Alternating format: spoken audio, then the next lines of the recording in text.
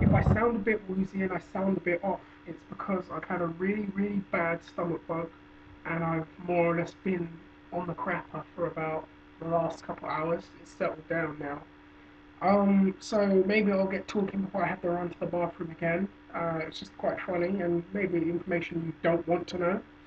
I watched the Strikeforce show. It was a great show to watch. It's the second show I think they've done now under the Zuffa ownership, if you count the Challenger show. And to be honest with you, Strikeforce shows the last, three shows have been really exciting to watch.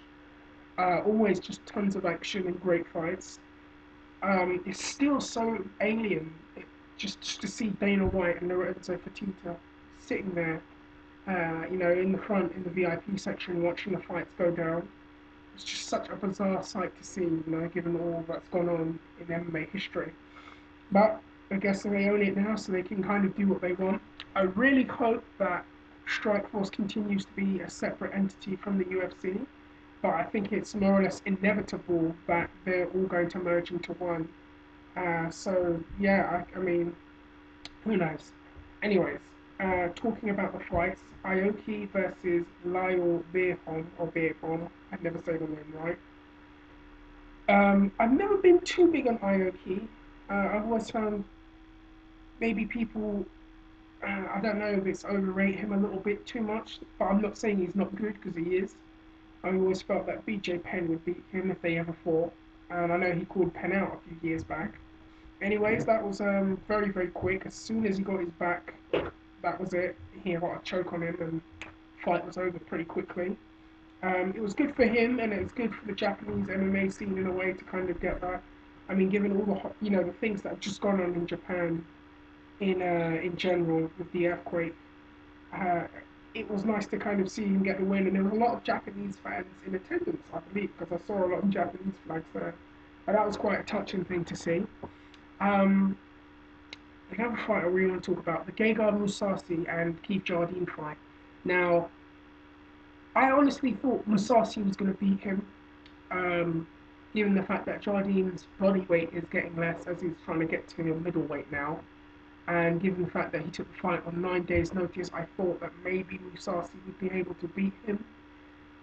And actually, it was a very back and forth fight. I'll have to watch it again. But to me, it looked like Mousasi got very tired during the third round. Sorry, Jardine got tired during the third round, and Jardine's face was a mess afterwards. I think he, put a commendable showing on, given the factors that, 9 days notice. He's just in the middle of trying to get down to 212, to 185 now, and he's fighting Gegard Mousasi. I felt he put up a very good fight. I've heard a lot of people say that they think Mousasi should should stay as a middleweight instead of fighting at 205 because maybe as he fights bigger, as he fights the top competition in that weight class, maybe he's going to have a problem with the size that they compete at because I believe Mousasi walks around at 215, 220. And I've even heard Mousasi say he wanted to fight as a heavyweight at one point. But who knows? It's possible there'll be a rematch. I think there will be a rematch. In my opinion, any time a fight ends in a draw, there should be a rematch. But who knows what's going to happen there? Um, then we'll talk about how great Gilbert Melendez looked. I mean, against Calgary. I saw Calgary, if I'm saying it right, fight Josh Thompson in Japan. I think this was the New Year's Eve show. And I was so impressed with how he controlled Thompson in that fight and how he looked. It was a very impressive fight and a very sellable contender to fight Gilbert Melendez. And I know that they've fought before and Gilbert beat him. Still, it's just, people evolve and things happen. And, I mean, Gilbert looked incredible. I think he took one head kick the entire fight from Calgary. And everything else that Gilbert did just looked flawless. The way his footwork, his head movement, the knees, oh, I mean, fucking incredible. The knees that he was hitting on the guy in the clinch, and he got him several times, and the strikes and everything he was doing. I think Gilbert has been, I can't think of the right term, underrated, possibly overlooked in the 155 weight class. I think partly because of a lack of marketing and a lack of promotional push for him. Um, I think he's probably in the top three of that weight class, and I think he'd be a great challenge for a Frankie Edgar or a Gray Maynard. And he may even be able to beat them. I think he's good enough. There's a lot of debate about who the number one 155-pound guy is, and I think Gilbert has now added more to his argument that he could be the best 155er. I know a lot of people say Frankie Edgar, and some people will say Gray Maynard, and some people will say Gilbert, and I know a lot of people will say Eddie Alvarez. And I think maybe you've got a very strong case for Gilbert Melendez, given his last few fights, and the fact that the Edgar Maynard fight was on a draw. And a smart thing afterwards was him saying he would love to challenge the UFC 155-pound champion. So, I mean, that was a great and smart promotional tactic from Gilbert afterwards. Uh, Hopefully, one of the things that happens now under the Zuffa banner is that he gets more marketing and more of a push, because I don't think enough people realise just how good that man is. And it was really, really awesome to see him win. And I mean, it was a great fight to watch. I mean, from an aesthetic standpoint, I could show people who are not MMA fans that, and they would love that. And speaking of the Cesar Gracie camp, the Nick Diaz Paul Daley fight, uh, I thought they were going to make us wait a little bit longer for this fight to happen, to be honest with you. I thought Daley was going to have one more fight under the Strikeforce banner and then fight Diaz. I thought we was going to fight KJ Noons, apparently, but then that fell through. So they said they'll just do the Nick Diaz fight. Um, I was really looking forward to it, and I thought the trash talk was going to be a lot more than what it was, given the personalities of both. And if you're an MMA a promoter, I mean, that's a promoter's dream. Got two guys that will talk like utter shit about each other, and it makes the fight more and more sellable. Um, I favoured Nick Diaz because I always base it on the mental games and also who has the most tools to win a fight. And Diaz is very, very good on the ground. And my belief was Daley's a good striker. Daley's got knockout power. He's got good knees. But when he gets to the ground, I think that he'll be outmatched there.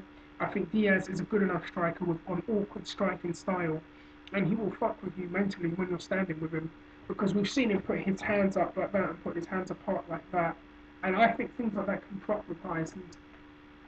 And he's confident enough in his striking and comfortable enough in his striking that I knew he would stand there. But if it does go to the ground, I think Daley was going to have a hard time. The weigh-in was interesting, with Paul going crazy, throwing his cap down, and then swearing at him, and Diaz getting back in his face too. So I was getting very, very pumped to see that fight. And Dana White, of all people, was sitting there watching this fight. It was interesting because Daley was almost talking about backing out of this fight now when the Zuffa organization bought the Strikeforce brand. Anyways, it was a tremendous first round fight, because that's all it was. And for the 5 minutes that fight was on, it was a spectacle. Everything that you would love to see in a back and forth fight. Just Paul Daley rocked him. Paul Daley got him down. Diaz recovered. Diaz was hitting him. I think Diaz broke one of Daley's ribs. I'm not 100% sure. But those body shots that he hit Paul Daley with really looked like they hurt. And I saw Daley grimace when he got hit there, like that. And I mean, even Dana White tweeted on his Twitter account, "Holy fucking shit!" as this was on, and I wouldn't, disagree with him. It was incredible, and the people in attendance seemed to really love it, and it was going back and forth. And then there was a moment where they were up by the cage, and then they kind of got out, and I don't know what happened. It was like a weird angle, and Daley kind of just, it was like Nick was on his side, and Daley was like hanging off, and he just fell off. And people say maybe something, maybe just he did something to his leg. Apparently, I don't know. And then Diaz just finished him off within that first round. And some people might say that that shouldn't have been stopped, but I think it should have been, because I don't think Paul would have been able to recover from that, because Nick was going to town on him. But I mean, what a tremendous fight! And again, I think this also helps the argument that people have with Nick Diaz. Paul Daley was in a number one contenders fight this time last year against Josh Koscheck, and Diaz now just completely wiped him out of the picture. And a lot of people have always wondered how Nick would fare against UFC welterweights.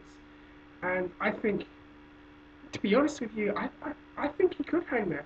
I think he'd be a good fight for a lot of people. And I know a lot of people would love to see him and George St. Pierre. I think that would be a big money fight. I know Nick Diaz, though, has said that's one of the things that he's bothered by. He feels he's fighting too much and not getting paid enough. And, he's been very outspoken about that. It was interesting hearing the crowd boo Jake Shields. I think that was the Strikeforce fans, you know, not forgetting about, I think the Strikeforce fans felt a bit betrayed when he left. But, the man's got to do what a man's got to do. And, Jake will be fighting George St. Pierre. In other news and other topics that I want to talk about, though, the next rumor is going around next thing that's going around is that Strikeforce are going to do a pay-per-view in July. Rumored fights would be King Mo Lawal and Hodger Gracie, which would be great. Um, that'd be a big test for Hodger uh, and a big test for Mo Lawal. I think that Strikeforce and the UFC brand, or Zuffa, see something in both, and I think they both. I'm surprised they're kind of doing this fight now, if it's going to happen, because it kind of eliminates two contenders, but you never know. Um, the other discussion going around about the Strikeforce show, the next one on pay-per-view, would be that Fedor Emelianenko goes down to the light heavyweight weight class and fights Dan Henderson for the light heavyweight title. Now, that probably would be a pay-per-view caliber fight, in my opinion, and it will be interesting to see how Fedor looks at 205. In my opinion, I think he's slightly undersized for heavyweight. He walks around at 220, 230, and he's not a big guy. There's guys that are welterweights that, walk around, or Anthony Johnson, for example, who walk around at that, and guys at light heavyweight who walk around at Fedor's walk around weight. So maybe this might be the change of scenery Fedor needs. Uh, is it too early for a title fight against Dan Henderson? It's possible, you could argue that. Maybe Fedor should have a tune-up fight at the weight class to see how he deals with the weight cut, and then possibly if he won that fight Henderson. But I think they want to, they want as much eyeballs on the screen and as much asses in seats. So perhaps by doing that fight, that's something they want to do. And it looks like they'll have to do it now, considering Musasi and Jardine went to a draw. And if Musasi had won, I reckon that Musasi would fight Henderson, which would be a sick fight. It looks like we'll see Fedor and Henderson. I wonder what people think how Fedor will fare if he does, fight Henderson at 205, and could this be the career renaissance that he needs? It'd be interesting. I think he'd have a hard time fighting John Jones, but then again, you just never know with MMA. Other thing that I want to talk about, Wanderlei Silva is fighting this year, and there was a lot of talk about who he was going to fight while, during his injury, his recovery time from his injury, from his knee. And I know there was a rumor going around that he was going to coach the Ultimate Fighter against Michael Bisping. That was one of the ideas, and then Chris Leben was another name that got tossed around. Brian Stan was a name that got tossed around.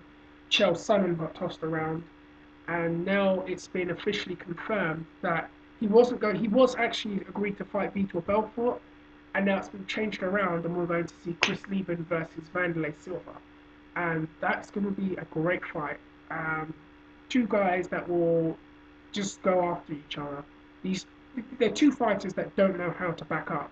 They will just go after each other. And Leben, I know he lost to Brian Stan, but he still has some momentum in his career, based on that UFC 116 or 117 fight against Akiyama, and I think he, gained a lot of new fans out of that.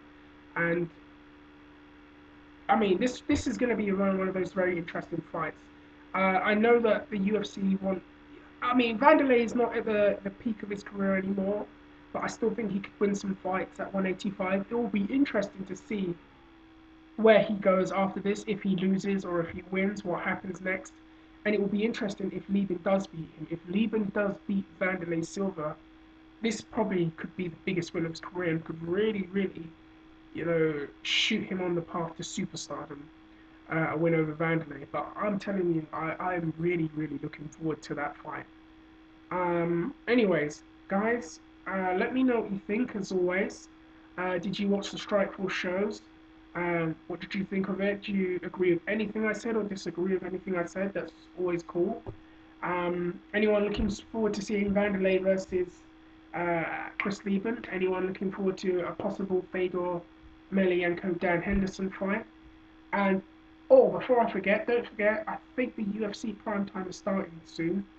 St. Pierre Jake Shields, and an awesome commercial for it, uh, where they walk past each other in the hallway. Brilliant. Anyways, I'm waffling as you can see. Let me know what you think, and don't forget to subscribe or leave a comment or whatever you want, and I will get back to you all soon.